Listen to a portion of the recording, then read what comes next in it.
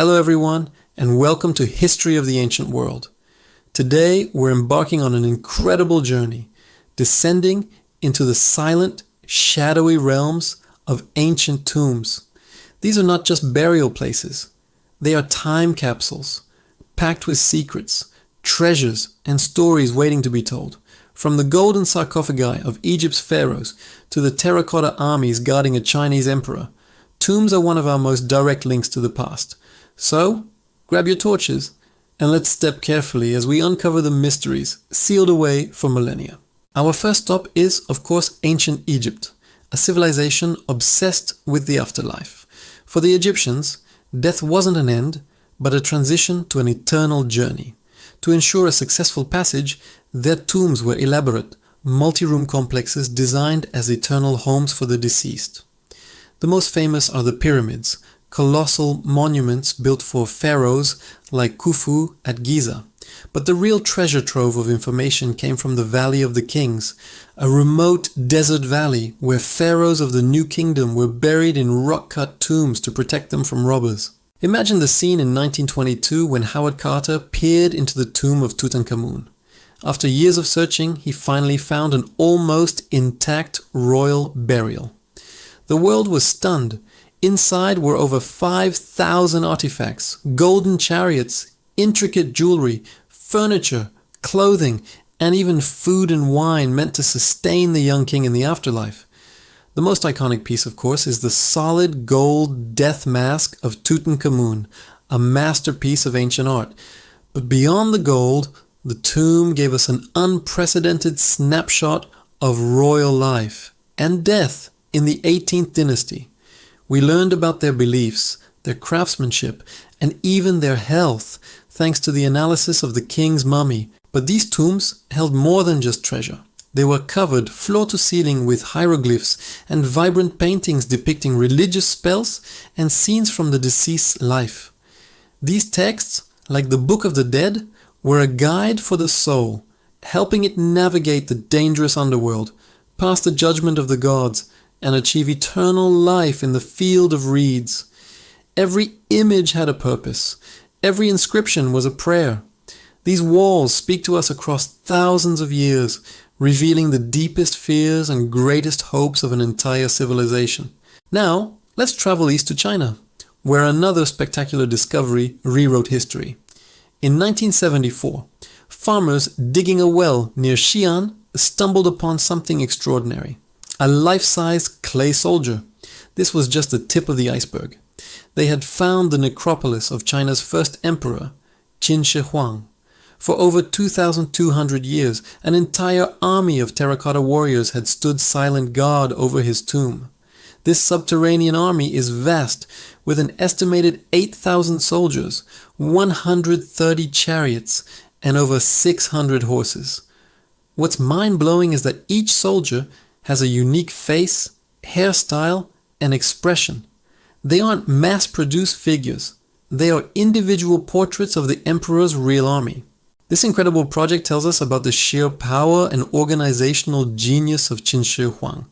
He unified China, standardized its script and currency, and connected the Great Wall. His tomb was his final and perhaps greatest statement of power. The central tomb mound itself, said to contain a miniature landscape with rivers of mercury, remains unexcavated. Ancient texts describe it as a microcosm of his empire, designed for him to rule in the afterlife just as he had in life. The decision not to open it is partly out of respect, but also because we currently lack the technology to preserve whatever treasures lie inside. The terracotta army is just the outer guard. The true secrets of the first emperor's tomb are still waiting. From grand imperial complexes, let's turn our attention to the mysterious tombs of the Scythians. These nomadic warrior people roamed the vast Eurasian steppes from about the 9th to the 2nd century BC. Since they had no written language, almost everything we know about them comes from their burial mounds, called kurgans. These kurgans are like frozen snapshots of a lost world. The permafrost of the Altai Mountains preserved organic materials to an astonishing degree.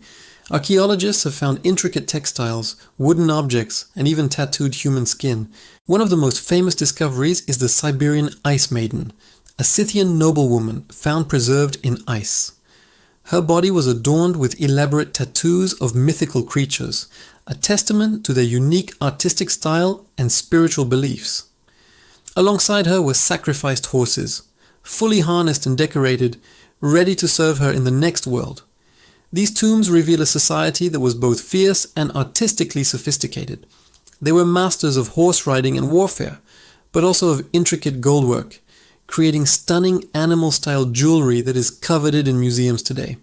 The Scythian Kurgans show us that even a nomadic people without cities or writing could create a rich and complex culture, a culture we can only glimpse through the lens of their dead. Our journey wouldn't be complete without visiting the Etruscans in ancient Italy, a civilization that flourished before the rise of Rome.